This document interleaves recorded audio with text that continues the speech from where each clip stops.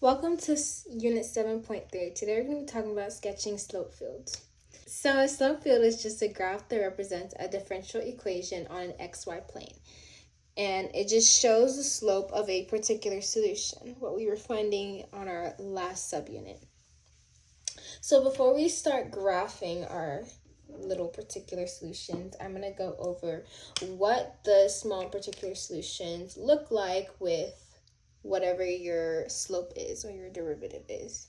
So if our derivative was 2, our slope field would be a positive linear line. So it'd be pretty closer, pretty lengthy. I don't even know how to describe it, but yeah.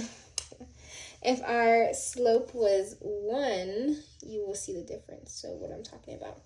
If the slope was 1, our particular solution would be still positive and linear, but it would be more flat than our higher positive slope. If our slope was 0, we know that that's just going to be a straight line, straight horizontal line. If our slope was -1, it would be just the same thing as our sloping 1, just instead it would be a negative linear. So like this. If our slope was -2, it would be more slanted. You can kind of see the differences. And if our slope was infinity, or if it was undefined, then we would have just a straight vertical line up. So now that we kind of see what the particular solutions look on for our slopes, let's do a slope field. So the easiest way to sketch a slope field is by using a graph. So all we would have to do is plug in a random number corresponding to the area in our graph and find the derivative using the equation given, and then sketch it on our slope field. So let's start. We're going to start with an easy one, 0, 0 as our origin. So if I plug in 0 for y and 0 for x, I would get 0 for my derivative. And so we know that it's going to look like this on our slope graph. If I were to do 1, 1, we would plug in 1 for our x and 1 for our y, and that would give us a -1.